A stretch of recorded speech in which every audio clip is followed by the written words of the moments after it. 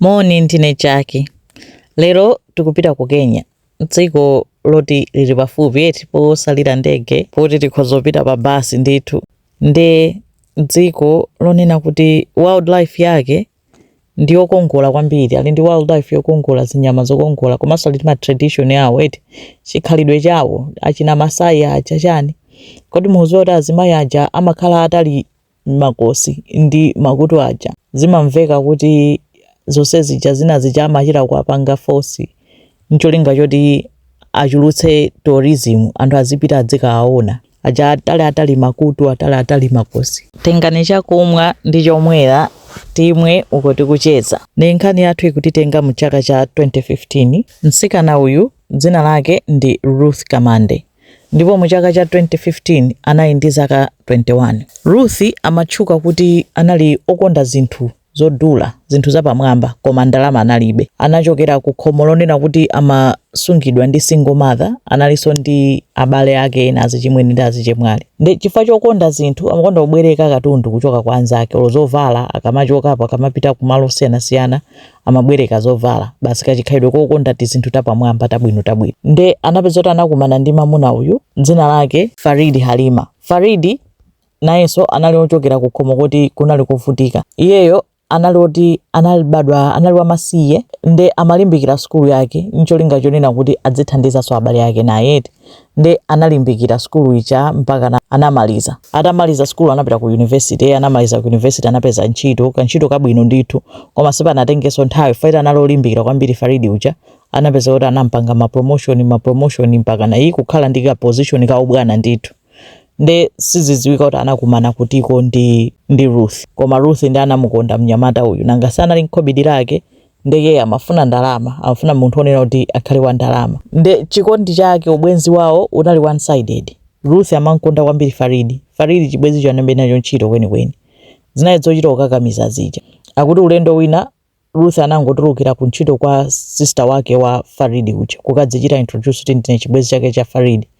Nde sister wake wa Faridi adabwa chifukwa choti Faridi sanamuuzepo za chibwenzi, anangomuuza kuti okay chabwino. Kenako atakhala anapezeka kuti anamuimbiraso phone sister wake wa Faridi uja, anakakumana naye and amakamudandaulira za ubwenziwo, kunena kuti Faridi sawa ndionesa chikondi, ine enda amene zinthu ndimakhala ngati chichonse ndochita mukakamiza, amakhala ngati sakufuna ayi, ndeza nditopesa mwina ndingomusiya basi ndikuchoka ndipita dziko lina ndizikagwira maiko ngati alu yawa. Ankati afuna apita azikagwira ntchito za umedi, zogwira ntchito m'manyumba mwa anthu. Nde ati sister wake wa Faridi anamuuza kuti sukufunika upange choncho, ukhoza kukhala mdziko muno ukhoza kupeza ntchito yabwinobwino. Iye nkumati chabwino ndikhala sindichoka. Kenako anakhala, koma amalimbanabe ndi Faridi uja. Pang'ono wapita mnyumba kwake kwa Faridi kuja, basi zokakamiza zokha chibwenzi chake. Kenako anakadzichitaso introduce kwa uncle wake wa Faridi kuti ndine chibwenzi chake cha Faridi. Uncle aja kudabwaso kuti ine Faridi sana ndiuze eti, koma atata uncle watamufunsa Faridi ananena kuti munthu uyu ndi chibwenzi koma sindili sure ayi munthu uyu sindikumfuna kwenikweni, chicho samapanga chokakamiza komanso ndovuta. Nde tsiku lina uncle ake a Faridi aja ankayesera kumuimbira phone Faridi, koma Faridi phone simachita go through, imakhala ngati kuti ablokedwa. Ndi uncle ake aja amadabwa kuti Faridi andibloka ineyo. Nde instead Faridi samampanga reach, anangonyamuka kupita kunyumba kwake kwa Faridi. Koma atapita anakampeza Ruth ali komweko. Anthu anali kukangana, akuti anawesera kumfunsa Faridi uchota bwanji phone yako sikuteka. Nde Faridi anauza uncle wake kunena kuti nde kuti Ruth wakublokana, anatenga phone yangayo wabloka anthu ambirimbiri, aungovuta akunena kuti ndili ndi chibwenzi china chani. Akuti uncle ali komweko Ruth iyo mapanga zolongolola zovuta nkunyamuka kukadzikira ku chipinda. Anthu aja nkuyamba kudabwa, ndi akuti uncle ake a Faridi sizinasangalatse kuti zimene akuchita Ruth, munthu mpaka akazikire ku chipinda ndili konko ine uncle wake munthu wankulu mwakuti andipatse ulemu. Akuti chomwe anakwiya kwambiri nchonena kuti anapeza ma message ochoka kwa mtsikana wina wakalekale mu phone mwa Faridimo. Nde Ruth zinamunyansa kwambiri, nde nkona amalongolola kumakwiya kutani nkwakwira ndi uncle omweyo.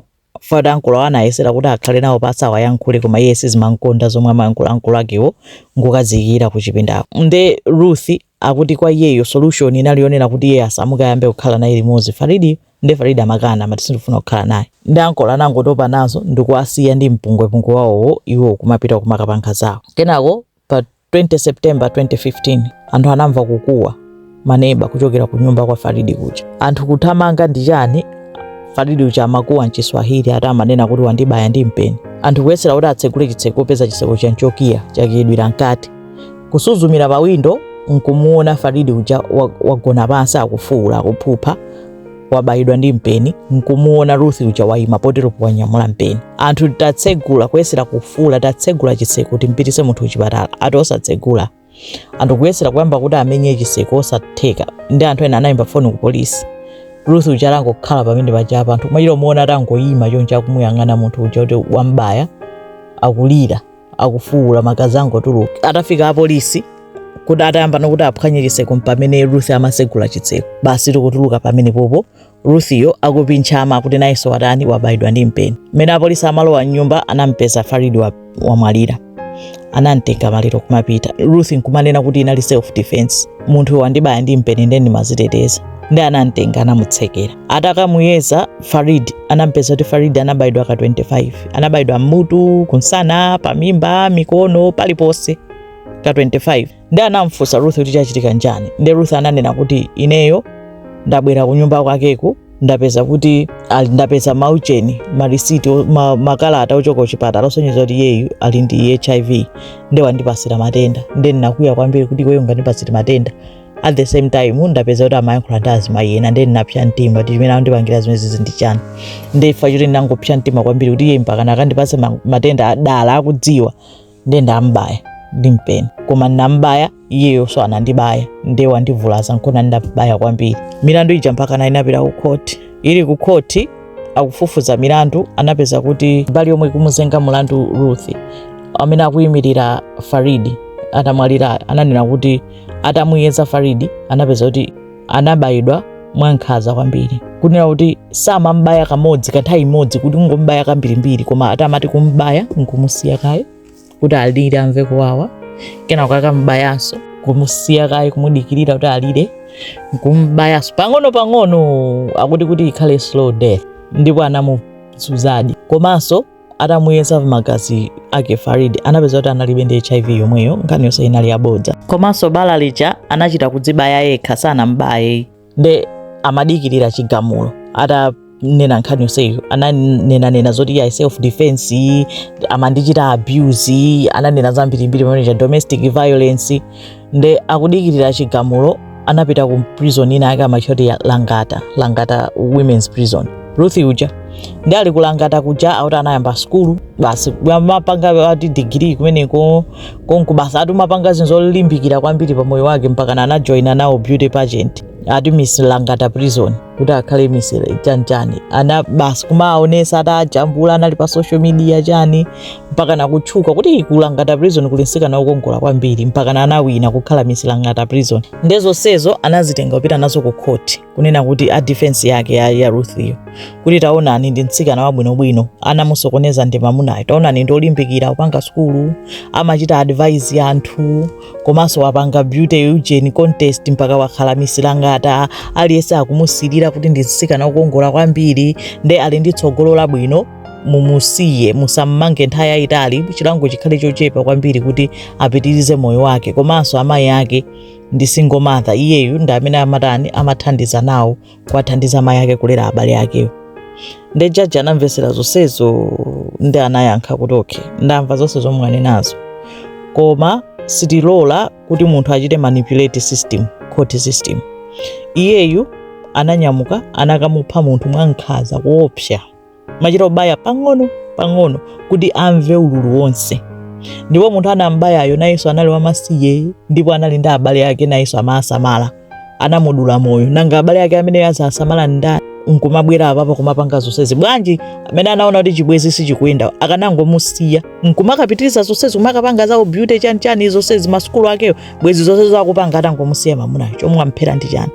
Ndi jaji anena kuti sindifuna kuti wina wake azikhala nsikana wina wake kaya nyamata wina wake adziona ngati kuti ndikhoza kupha munthu kenako ndikaonesa kuti ndine olimbikira basi I can get away with it kuti basi zatha azitaya ndi mapeto ake muoneka ngati kuti ineyo ndino a hero ndi zimene zonse ndikulola and pachifukwa chimene chocho anampanga sentence to death, anamuzoti anyongedwe. Anayesera kuchita apilu, anachita apilu kawiri, anapita ku high court, high court ananena kuti no, unapanga nkhanza kwambiri zoti kaya ndi wokongola chani zonse zilibe ntchito, chomwe chili ndi ntchito nchonena kuti unatenga moyo wa munthu popanda chifukwa chenicheni just because samakuonesa chikondi. Anapita ku Supreme Court, anachitanso uphold kuti no, iwe yakunyonge ndithu chifukwa nkhanza zomwe apangazi. Nde anapeza kuti anammanga, anakhala anali pa death row ku Kenyako, amadikirira kuti ngati azamupase tsiku loti akaphedwe. Koma mu July 2023 president wa nthawi imeneyoyo anampanga pardon yake, osati kuti kuchosa kuti achoke mprison, koma anamusinthira chilango kuti isakhale death, isakhale kumupha, koma anampasa life sentence. Nde mapeto a nkhani ya Ruth ndi amenewo, anapeza kuti amuchosa pa death sentence, ampasa life sentence. Yonseyo akuti nsanje, kukakamiza chikondi. Mamuna samamukonda, mamuna samamfuna, machita oziwa, machita onyamuka kuti kupita kwa azibale ake ukadzichita force kuti ndine wakuti kuti ampanga accept kuti mwina akapena akadziwana ndi abalewo ndiyoti chibwezi chiyenda. Munthu samankonda basi. Sometimes munthu samakukonda, zimachitika, you move on.